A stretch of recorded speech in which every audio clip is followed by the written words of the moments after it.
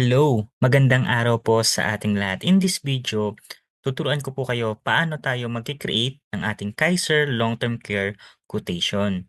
Maganda po na makapaggawa tayo ng ating Kaiser Quotation para malaman natin ano ba yung Kaiser plan na pwede sa atin at gusto natin.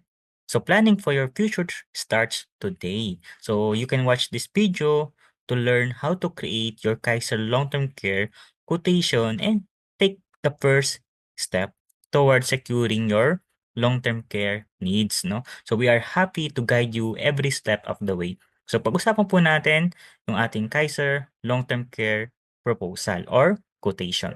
So again, Kaiser Long-Term Care po is a 3-in-1 savings and investment. Meron siyang healthcare, life insurance, and investment. But before that, let me share to you a powerful financial concept, the X-curve concept.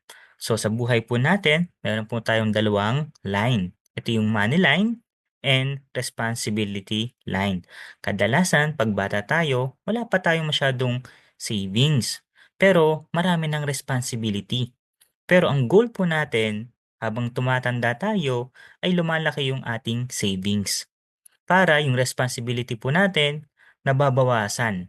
And ngayon po may mga responsibility tayo tulad ng basic needs, no? Pero yung ating ginagamit na income ay active income. So, we work hard for the money. Kumbaga tayo pa yung nagtatrabaho. Pero ang goal po natin, pagdating natin ng retirement or when we grow old, dapat meron na tayong passive income. Money works for us na. Kasi yung kailangan natin ngayon, kailangan pa rin natin pagdating ng retirement or pagtanda natin. Kaya mahalaga na makapag-create tayo ng passive income. Yung pera na yung nagtatrabaho para sa atin. Kaya mahalaga po na mapataas natin yung ating money line or savings natin. So tandaan po natin sa life, merong if sa gitna. What if we die too soon? And what if we live too long? Or what if we get sick? What if we die too soon? Dapat may life insurance to protect our family. What if we live too long? Dapat meron tayong investment, living on interest. And what if we get sick? Dapat may healthcare po tayo. Meron tayong protection sa sarili natin. So ano po ba yung complete financial solution? So dito po, tinuturo natin, ma-build natin yung ating financial foundation. Meron tayong sapat na cash flow, meron tayong healthcare, short term and long term. May life protection, ma-manage ang debt, may emergency fund, and investment. And Kaiser, long-term healthcare is a good investment to start kasi po 3-in-1 investment na siya. Meron siyang life insurance if we die too soon, meron siyang healthcare if we get sick, and meron din siyang investment if we live too long. Complete financial solution. So yun po yung 3 major financial needs natin. Investment for our income in our retirement, income protection to protect our family, and healthcare to provide healthcare when we retire or get sick. So ito po yung solution natin na binibigay ng Kaiser Ultimate Health Builder. So, how it works? So, Kaiser Ultimate Health Builder is a 3-in-1 program. May healthcare, may life insurance, and may investment. And meron din po siyang 3 phase. So, phase 1 is ito po yung 1 to 7 years or yung tinatawag po natin na accumulation period kung saan tayo ay nag-iipon o nagbabayad ng ating Kaiser Long-Term Healthcare. On the 8 years up to 20th year, ito po yung tinatawag na extended period kung saan hindi na tayo nagbabayad, iniintay na lang natin yung maturity date. And the third phase ay yung maturity kung saan lahat po ng unused benefit ay pwede nating ma-withdraw good as cash after maturity. Kaiser po, during day 1 ng ating Kaiser application, as long as na-approve na, covered na po tayo ng life insurance up to 20th year. Meron na rin tayong healthcare coverage. Pero ang maganda po sa Kaiser, kung hindi tayo na hospital, hindi natin nagagamit, yung ating mga unused healthcare funds, pwede po natin yan magamit good as investment, good as cash after maturity. Or pagdating po natin ng ika-20th year o yung ating maturity period. Ibig sabihin, pwede nating ma-withdraw yung ating maturity value. Kung hindi naman natin i-withdraw, itutuloy lang natin, pwede rin po. Ito rin po yung ating mga Kaiser plan. So Kaiser po is a 7 years program, 7 years to pay, and then 13 years waiting. So kung ikaw po ay 10 to 40 years old, pwede ka po from K45 up to K1000. Kung ikaw naman ay 41 to 50 years old, pwede ka magsimula from K60 up to K1000. Kung tayo naman ay 51 to 60 years old, K75 up to K1000. Kaya maganda po talaga na makapag-create tayo ng ating Kaiser quotation. So, to get your Kaiser long-term healthcare quotation, you can scan this QR code. So, for a hassle-free experience, simply scan the QR code and receive your personalized quotation today. So, your future health and finances secured. You can also email me at gomez.lawrence@yahoo.com.ph or my mobile number, and you can add me through Facebook for more question and clarification. So, tara, simulan natin mag-create ng iyong Kaiser Long-Term Healthcare Quotation. Okay. So, ito po yung ating Kaiser Health Builder proposal. So, i-fill up lang po natin ng tama yung ating details. So, subukan po natin. So, dito, lagay lang po natin yung ating first name, and then middle name, and then yung ating last name. Mahalaga din po na tama yung ating birthday. So, unahin po natin ilagay yung year.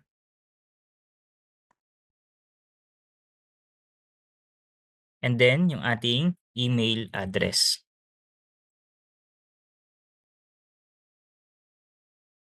So, mahalaga po na tama ang mga spelling yung ating birthday. Pagdating po dito sa matchup, wag na po natin yung baguhin. So, piliin lang natin yung no matchup, I am agent 1. And then, agent code. So, wala na po tayong babaguhin sa dalawa na yan. Kapag okay na, i-click lang natin itong create code.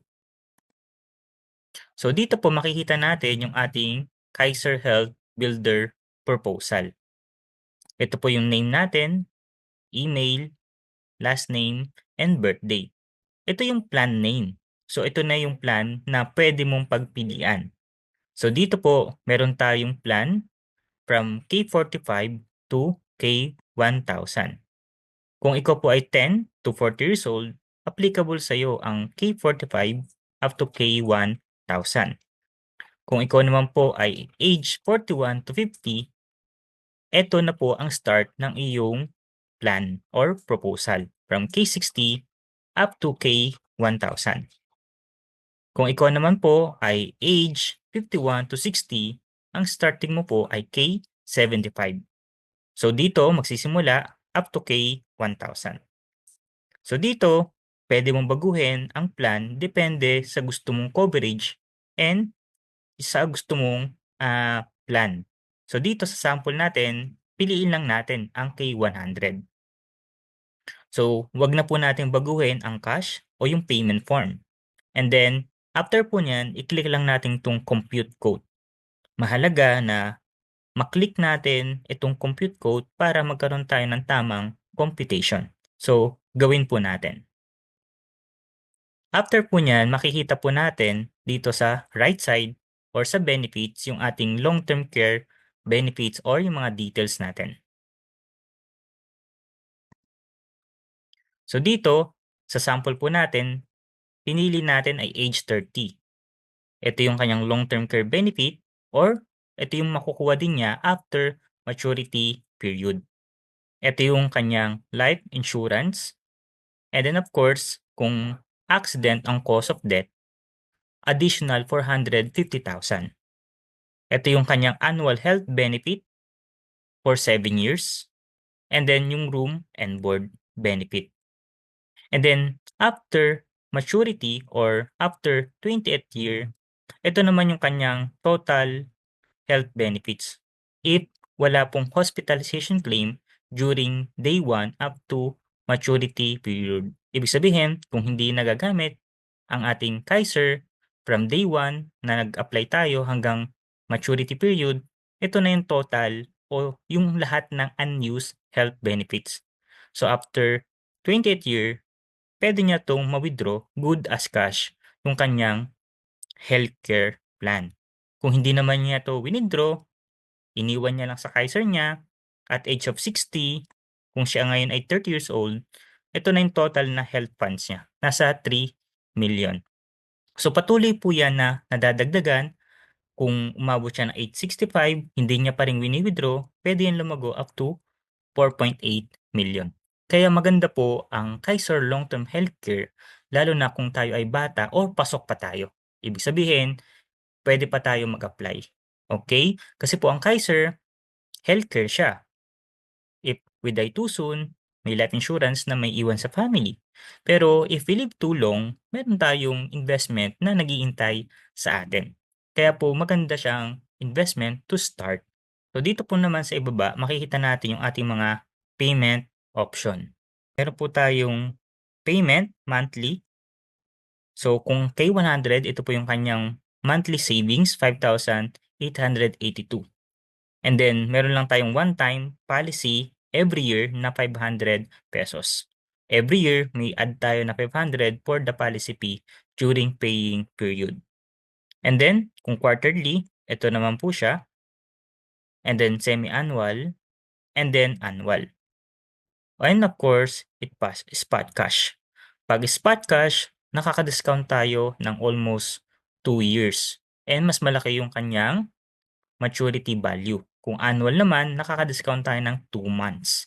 Kung semi-annual, nakaka-discount po tayo ng 1 month, and kung quarterly, nakaka-discount naman po tayo half of the month.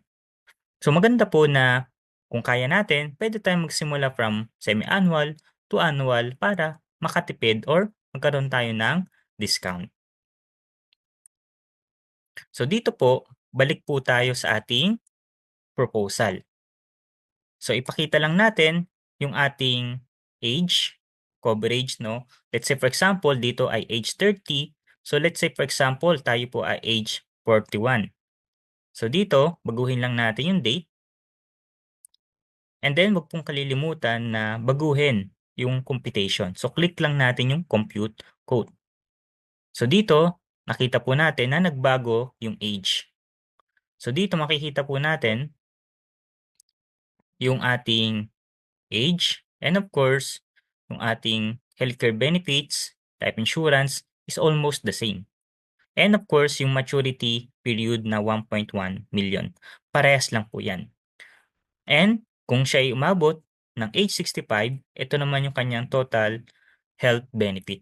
Kung hindi niya winidraw on the maturity period. Ibig sabihin, kung hindi wini-withdraw, patuloy lang yan po yang lumalago. So kung hindi naman natin kailangan, hayaan lang natin yung Kaiser natin. Kasi meron pong 2 option after maturity. I-withdraw mo ng cash or stay mo lang. Okay po? And then, kung tayo naman po ay age 51, so baguhin lang natin uli yung date. For example, piliin natin ay, and then,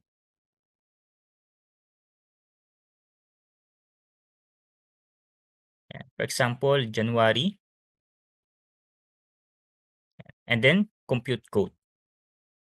Yan. So dito kung 51 naman po, so same pa rin. Let's say hindi na K100 pa rin ang plan niya.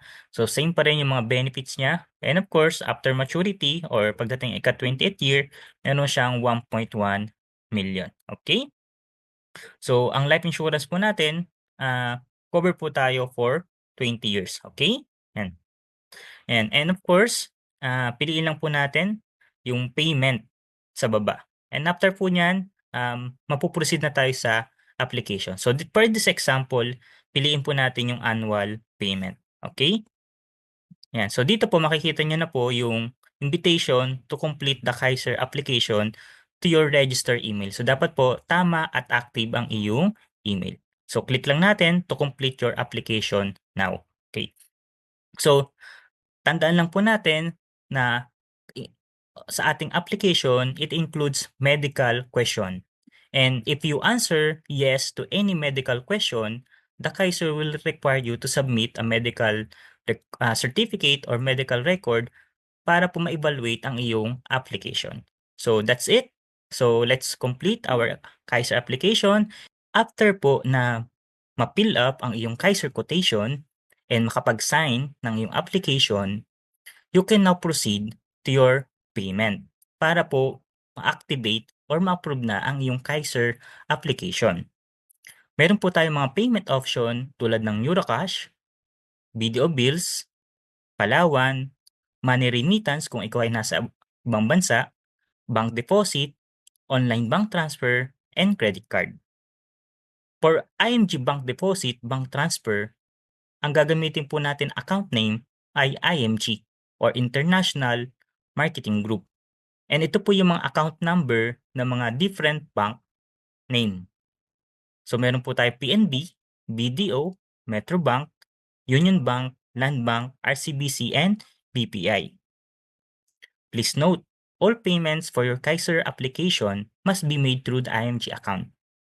Pwede rin po tayo sa malapit na Kaiser office or IMG office.